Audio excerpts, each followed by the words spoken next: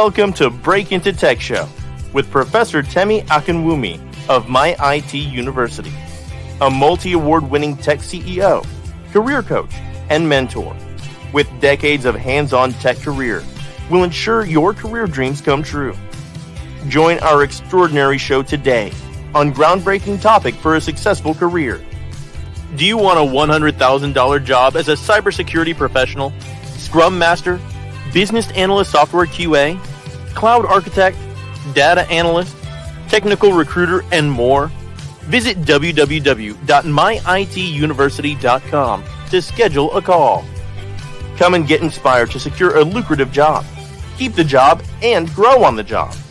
Relax, receive, and see results. We're glad you're here. Share, like, and comment.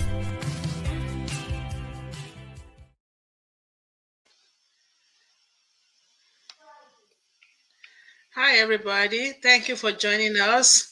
I hope you all can hear us back home. Thank you so much. My name is Professor Temi Akinwumi, and I'm here today with one of my lovely mentees that we're going to be discussing with you today. Thank you for joining us. And I say October is a Cybersecurity Awareness Month. So I just want to wish you all a happy Cybersecurity Awareness Month. I hope you are doing good wherever you are joining us from. I say good morning, good evening, and good night wherever you are joining from. Thank you so much for being here. And I want to encourage you to get your notepad and your pen ready so we can discuss today. It's going to be a wonderful discussion. We're going to be discussing about breaking into cybersecurity GRC with a vendor third-party risk management framework. And like you know me already, I've been in tech for 3 decades, and I've been mentoring a lot of engineers into tech. Cybersecurity is one of our foremost programs, and so many other, like Scrum Master, Product Owner, and so many other courses. You can also check us out on MyITUniversity. If you are trying to break into tech, feel free to schedule a free discovery call with us. It's actually myITUniversity.com. So it's going to be a great topic today. And, tech is the future, and the future is now. Don't delay. If you really want to break into tech, it's time for you to step up and do the needful. So the introduction, like we already did, I want to welcome Evelyn and I want to thank her for being here. Evelyn, can you please introduce yourself? Thank you so much. Thank you so much, Professor Temi, for having me. Hi, and my name is Evelyn, and I am one of Professor Temi's men. She's been a great mentor to me.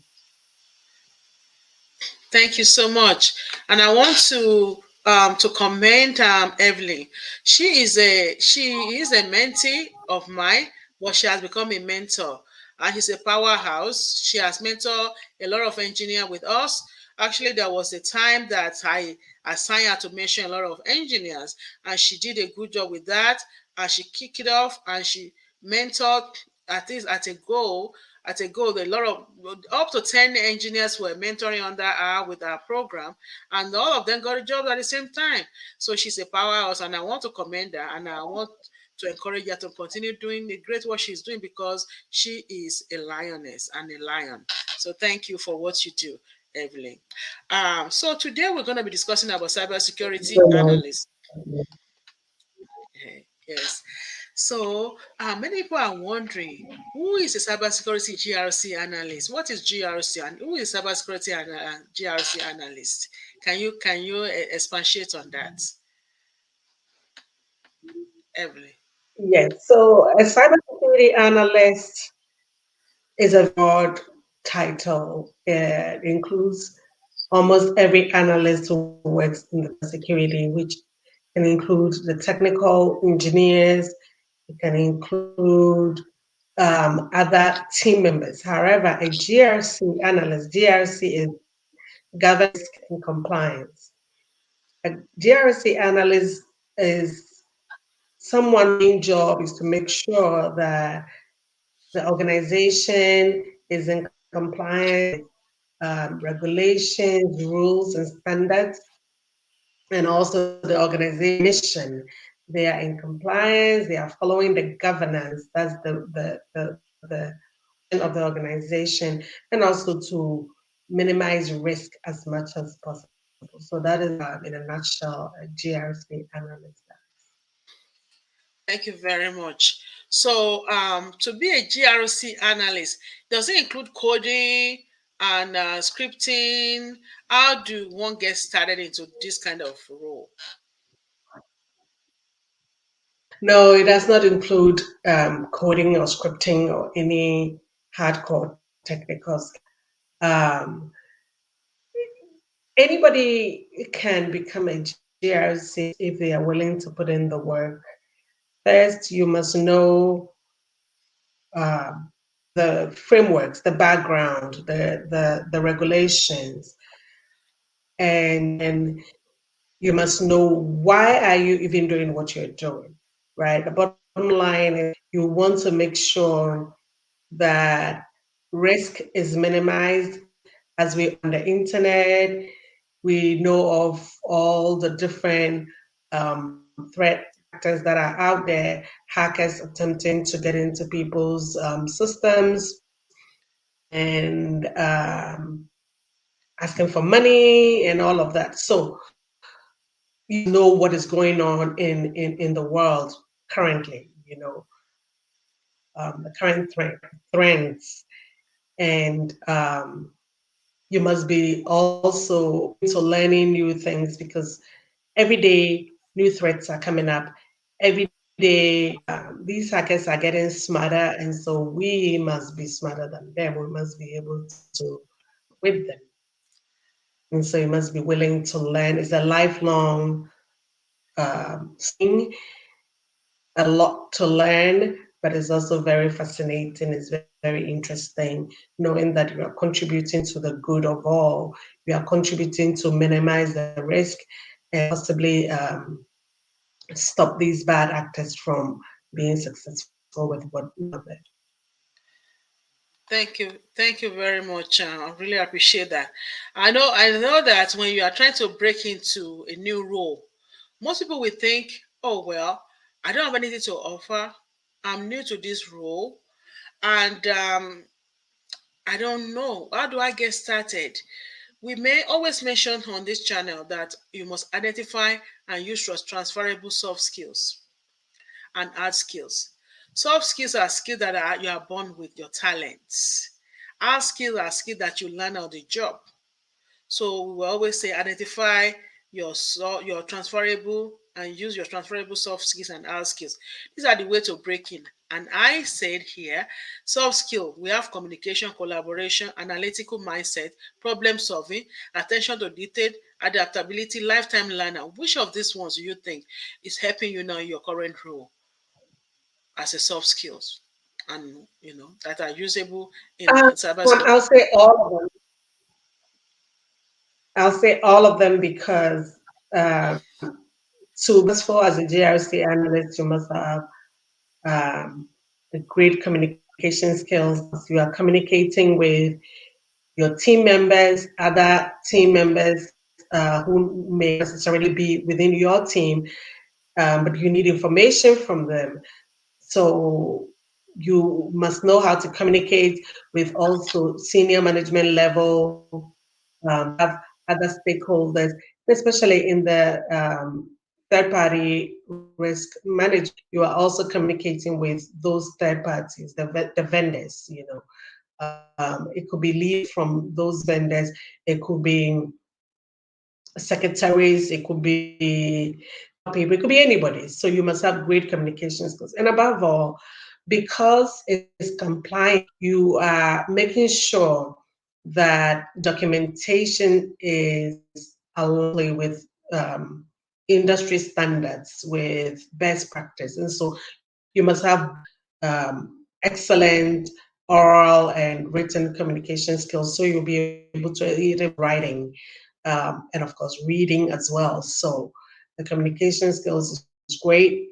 Also the collaborative skills. Again, you cannot do this job on your own. You are collaborating with the system admins, with management, with secretaries, with business team members. And so you must be able to collaborate effectively with other people. No way you can be successful by yourself. This job is a team effort. And so you must be able to work collaboratively with other members who may or may not necessarily be within your immediate team.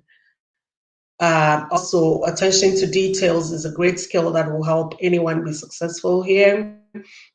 Because everything boils down to money, and these bad guys out there, they a great deal of harm to an organization's information systems that can cost dollars. And so you want to pay attention to every little detail to make sure that something is not overlooked. And also to make sure that you are crossing all your T's or your I's to ensure that the confidentiality, the integrity, and ability of this information and information systems are several times. And also another skill that really is going to help in this GRC analyst role is being flexible and willing to learn and adapting to changing environment, because cybersecurity is a very fluid field, meaning that things change quickly and you must be adaptable. You must be able to also adjust quickly to meet the changing environment. It must be teachable, because again, if things are changing quickly, what you knew yesterday, you come in today, a different thing. You must be willing to learn new things, and most importantly, you must be teachable. So yes, all these soft skills are very important in helping anyone become successful. Thank you very much for breaking down those soft skills and explaining it to us. We know that in addition to soft skills, we also have hard skills, like knowing how to even do like Zoom, how to do Microsoft Office 365, presentation and all of that. All those skills are come to play, and when you phone etiquette and all of those things, you learn at the job before they can leverage them to transfer into cybersecurity. Okay. Your day-to-day, people want to know, as a vendor risk manager, what's your day-to-day like? Can you walk us through your step-by-step and your framework? Yes, so day-to-day, so lots of emails, lots of communication skills. I check my emails, I respond to the emails. In my org, we have a kind of like a laid down how we complete the entire vendor risk management process. What that means is that if a business team, meaning a department within that organization, identifies a potential, let's say vendor ABC, to provide services XYZ, then there's a process first. They're going to have to put in the request to get that onboarded, meaning to put the vendor through the whole process. Why do we do that? Ensure that every vendor that we partner with, every potential vendor that we partner with is secure enough. They take security seriously, so that us partnering with them is not going to bring any potential risk. But if we partner with this vendor ABC and they don't have adequate security in place and they get hacked, that effect of the hacking could transfer onto. And so that's the whole motive of the risk management, the third-party risk management. And so the business team that has identified this potential vendor ABC, will put in a request to say, hey, we want to the ABC because they're going to provide us service XYZ. And then that's where the process starts. And so then there is a vendor facilitator who would invite everybody into, we call it vendor review call. That is like the kickoff, the first call. It involves us, the GRC analyst or the compliance analyst. It involves legal department, because they will draft and sign the contract if that passes through and they deem secure enough. It involves the business team themselves and some other stakeholders who will be present at this meeting. So at the meeting, business team member, that's when they're going to explain to everybody why they want with this potential vendor and what particular service they're going to provide. And so everybody at the meeting has a chance to ask questions to help them do their job better. For me, I'll ask questions like, okay, this vendor that you want to bring on board, will they have access to our data? And if they would, what kind of data? Is it going to be just public information? Is it going to be sensitive information? Will they have access to any of our systems, right? So then this business lane, exactly what this vendor is going to do. If, for example, they are going to deliver and they just bring the paper, leave it at the front door, they get paid, they don't have access to any data, they don't have access to any systems, it's not a big deal or not so concerned, right? But if it's a vendor who is, let's say, going to develop software, so they're going to install software on our systems, right there, I know that they have access to it, right? And also potentially to our data. And so then I want to find out more about this vendor. How do they see security? How do they provide their own countermeasures? How are they ensuring that their own environment is secure enough? So at this vendor review call or the kickoff is when I get my information, and that helps me decide what kind of assessment I'm going to do on this vendor. And we use SIG. SIG is standard information gathering, is a question for the assessment. Now, based off on the information I gather at kickoff call, that will help me determine what SIG I'm sending. There are different types of SIG. So if it's just, I want to do general overview of this, I might send a SIG light. That's not too many questions.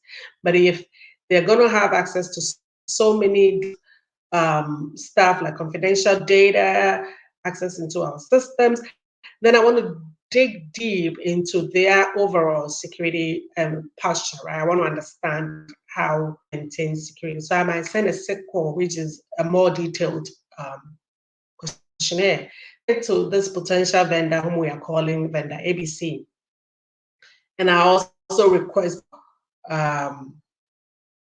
evidence. So their information security policy, they have any industry certification like ISO 27001, I may request that certification. If they have other audit reports like SOC 1 or SOC 2 type 2, I'll request those evidence, right? Because those will help me understand their overall security posture. Once they send the documents back and answer all the questionnaires, then that'll be the next level. I'll review all their responses and all their information policies and documents that they sent.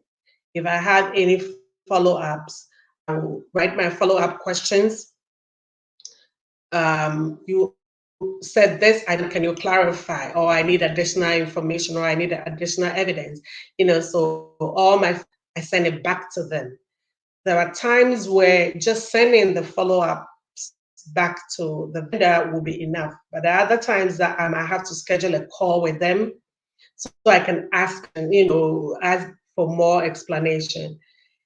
And so once all of that back and done, and I'm satisfied that they have, or they prove that they have adequate security measures, that I feel like there's minimal risk in doing business with them, then I write my security assessment report to the business, brought them on in the first place.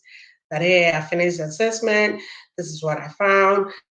They've done that, they have adequate security measures in place, and so I don't have any concerns. I feel like there are no outstanding risks or any inherent risks that will prevent partnering with them. However, if it's the opposite, let's say they send the responses, I asked for follow-up questions, I had a call with them back and forth, trying to get all the necessary information I need, and still I feel like the evidence they provided is not adequate. It doesn't show that they've demonstrated that they have adequate security measures in place. Again, I'll write the report to the business team and completed the assessment. I did whatever I did during the assessment, review the questionnaires, review their policies, jumped on a call with them, follow-ups. Maybe at this point, I've had like maybe 2 or 3 calls with them requesting for the things I need. And if you don't have it, we hope not, right? But that's the other side. If they don't have it and they are unable to prove adequate security measures, then I'm going to tell the business team that, I'm concerned about this and this and that. It will be up to the business team to decide that they want to still go ahead and engage this potential vendor or not. It is not my job to tell them who to work with. My job is to assess their overall security posture and there are any security concerns or not. So in a nutshell, that is the third-party risk management process. Wow, thank you so very much. And then it also comes to the science part. Yeah. Thank you so much for breaking that down, making it so simple, so easy. Because people will be looking like, really? So that's it? Yes, that's it. No coding. You didn't hear us talking about I was doing coding, no scripting, no maths. Guys, that's it. If you really want to break into, third party is one of the hottest ones out there. Don't get yourself stuck in RMF only. There's so many other areas that you can break into. So for people that are scared and thinking, oh, they can't do it, what's your advice for them? Advice for aspiring cybersecurity analysts? There is nothing that you can, if you set your mind to it. You just have to be determined. You just have to stay and not give up even when you are told no. But you must also be willing to put it. Saying it sounds a whole lot easy, but it's not that easy. Reading, there's a lot of materials to cover. And my study, and then next day everything just changed, and you have to restudy. And so you must be willing to put in the work, but it's doable. It's doable. You can just stay focused and you don't get discouraged when you are told no, because that will come. You will be told no, but that should help you build your confidence. And eventually, you just need one person to say yes. And so it doesn't matter how many no's you get in. And it's doable. Anybody can do it. Stay on focus. Exactly. Thank you so very much. So because once you learn all those frameworks, when you learn all those documents, that's it. It doesn't change that often. And once you know it. Like different, there are so many different cybersecurity framework. We have the RMM. Many people get stuck on this. That's what most organizations, most institutions are teaching. But we also have the ISO, cybersecurity framework. The EPA, the one we're discussing today is this. Okay, we have the iTrust, we have the SOC, the PCI-DSS, the SOC. So all of these things. So what we do with MyITUniversity is that we expose you to different frameworks so that at the end of the day, you can decide to work. Okay, you can decide to work for any organization. So you know what I'm saying? So we train you, we mentor you into all these other roles. Let me make an adjustment here so that you will know that PCI-DSS is not the same thing as SOC. That was a So we mentor you to all of this, so you can see that SOC, SOCs and PCI-DSS for credit card companies. So all this framework we get is you get your exposure into them, and we help you to get started. So you see, if you look on our platform on YouTube, On LinkedIn, you will see, majorly on YouTube, you can see everything together easily, but on LinkedIn, they might be scrolled away. But on YouTube, you can see them all in one place. So I encourage you to go on there. You'll see that we've discussed different framework that you can get exposed to with us, and you can get to understand them, the mentorship and the support to break into them. Okay, so feel free to understand. And like today now, what we're discussing about is a third party risk management framework and for vendors, vendor risk. So it's a good one, very very good one to break into. We give you a bite of it. If you come to MyITUniversity, you get all the other juice that comes with it. And then you'll be able to go in depth into it, where you meet people like Evelyn, that is one of our big mentors, and many other people are doing, they can also support you as you keep breaking after teaching you all the other frameworks. So I thank you so much, Evelyn, for being here. So feel free to schedule a call. It's scrolling on here, www.myituniversity.com. We're here to guide you, to help you break into these different roles and support you and mentor you to grow on the job. That's very, very important. So I will really, really encourage you to don't procrastinate. You might have been trying, you might have try everything you can, but it doesn't work for you. You have been trained. Maybe you are just trained in RMF. You've not been trained in ISO. You've not been trained. So come, we're gonna show you. We're gonna help you. So reach out. Okay, you can reach out by scheduling a call. Okay, our coaching, mentoring, networking, and community support is top notch. We support you, we help you, we guide you, and make sure that you can break into this role. So thank you so very much, everybody. And thank you, Evelyn, so much for coming. You can also reach out to us. I'm also on LinkedIn. You can reach out to us if you are on any platform. Maybe on Facebook, maybe on YouTube. Just search for MyITUniversity. On LinkedIn, search for MyITUniversity. Reach out to us if you need any support or any help. We're on Twitter, we're everywhere. We're also on Clubhouse to help you break into this role. So I thank you so very much for being here. This is all we have for you today. I don't know if Evelyn have any last word to say and word of encouragement for our people of color, to let them know that this is Cybersecurity Awareness Month. Use the opportunity to break into cybersecurity this month if you have never tried, and join great people like Evelyn, like us, that are all in this industry. Any last word of encouragement or advice for people that are still there and really thinking what to do? Evelyn. Yes, yes, I want to say that for people of color, especially women, we belong here. We belong here. We are smart, belong here, and so be encouraged, take the bold step, and do it, because this is our space as well. Thank you. Thank you. So I want to thank you also very much. I want to thank you, especially Evelyn, again. Thank you for being here. Thank you for what that you do in the community. Thank you for being a great mentor and a role model to a lot of people. And keep up the good work. We'll come again and give you all great news about everybody that been a mentor. You keep seeing them here. If they are not great mentors, you'll not see me bringing them here. So of course they are. So thank you all so much for all that you do out there in the community. And that shows with the community kind of community support that we have here for you, and the love that we have for you, to come take the time off to come and share with you.